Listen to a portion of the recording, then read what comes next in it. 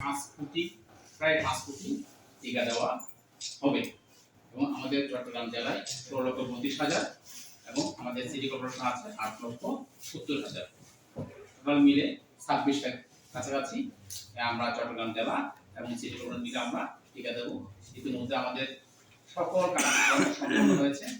আমাদের স্বাস্থ্য সরকারের আমাদের একটা দাবি দেওয়া নিয়ে আন্দোলন ছিল। আমাদের জাতীয় প্রোগ্রামের কথা বিবেচনা করে আমাদের জাতীয় পর্যায়ে আমাদের সচিব মহোদয়, আমাদের ডাক্তার জেনারেল ডিজি মহোদয় এবং আমাদের উপদেষ্টা মহোদয়ের অনুরোধে ওনারা আপাতত আন্দোলন স্থগিত রেখেছেন এবং সবাই মাঠ পর্যায়ে সবাই একযোগে আমরা কাজ করে যাচ্ছি। আপনারা জানেন বিগত সময়ে আমরা মহিলাদের জরায়ু ক্যান্সার টিকা আমরা দিয়েছি। গত বছর এইচপিভি ভ্যাকসিন দিয়েছি আমরা এই 5 আগস্টের গত 5 আগস্ট 2024 পরে এর মধ্যে আমরা 96% সফলতা অর্জন করেছি এবং এই টিকা টাইফয়েড যদি আমরা ভ্যাকসিন দিই তাহলে আমরা বিশাল একটা ডোজ থেকে আমরা 1 লাখে প্রতি লাখে 6,000 মানুষ 6,000 শিশু 15 বছর নিচে মৃত্যুবরণ করে। এটা হলো উচ্চ ঝুঁকিপূর্ণ একটা রোগ।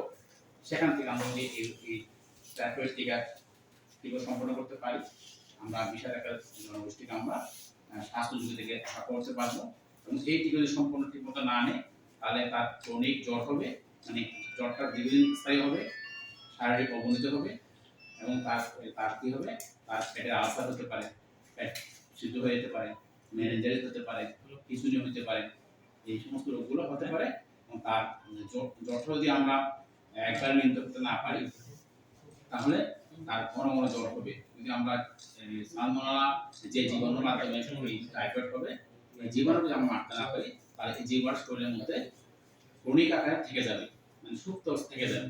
থাকার পরে সেটা আবার 3 মাস পরে 4 মাস পরে এই রোগ আবার হতে পারে। তখন শরীরে অনেক মানে তার অর্থ লস হবে, শারীরিক অবনতি হবে এবং পারিবারিক সময় অপচয় হবে।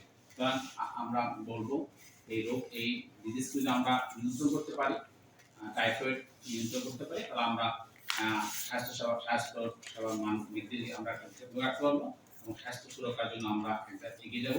আপনারা সবাই জানেন ইতিমধ্যে আমাদের 4 রকমের টিকা দেওয়া হয়, 11 থেকে 12 রকম টিকা দেওয়া হচ্ছে। সেটা হলো আমাদের টাইফয়েড আমাদের হামের টিকা দেওয়া হচ্ছে, ডিপথেরিয়া টিকা দেওয়া হচ্ছে, ফুফুনাস টিকা দেওয়া হচ্ছে, টেটানাস টিকা দেওয়া হচ্ছে, পোলিও টিকা দেওয়া হচ্ছে, মেনিনজাইটিস টিকা দেওয়া হয়, নিউমোনিয়া টিকা দেওয়া হয়, হেপাটাইটিস টিকা দেওয়া হয় এবং সর্বশেষ যুক্ত হয়েছে জরায়ু ক্যান্সারের টিকা এবং এবার যুক্ত হচ্ছে সেটা হলো টাইফয়েডের টিকা। এই সমস্ত টিকাগুলো দেওয়ার কারণে আমাদের সফলতা আমাদের বাচ্চাদের মৃত্যুর হার অনেকটা কমে আসছে। আমরা আমাদের যে সাস্টেইনেবল ডেভেলপমেন্ট এসডিজি 2023 সালের মধ্যে আমাদের যে অর্জন, আমাদের প্রতি লাখে যে আমাদের মৃত্যুর হার কমিয়ে আনা, এখানে আমাদের মাতৃ মৃত্যু হয় 70-এর কাছাকাছি, এটাকে আরো পয়েন্ট নিচে নিয়ে আসা এবং শিশু মৃত্যুর হার আমাদের 18-এর মধ্যে নিয়ে আসা, এটা আমাদের টার্গেট। প্রতি 1800-তে নিয়ে আসা আমাদের টার্গেট। এইগুলো হলে এই ক্যাম্পেইনের প্রারম্ভেই আমরা গত মাইক্রোপ্ল্যানটা আমাদের অনুমোদন হয়ে গেছে। প্রত্যেকটা উপজেলা এবং সিটি কর্পোরেশন সহ কোন স্কুলগুলো আছে প্রত্যেকটা স্কুলের নাম সহ মাইক্রোপ্ল্যানে অন্তর্ভুক্ত করা আছে। মাইক্রোপ্ল্যানে যে স্কুলগুলো অন্তর্ভুক্ত করা আছে এগুলো আপনি অবশ্যই পাবেন। কোনো কারণে যদি আপনি তালিকাতে স্কুলের নাম না পান তাহলে বুঝতে হবে ওই স্কুলটা মাইক্রোপ্ল্যানে অন্তর্ভুক্ত করা হয়।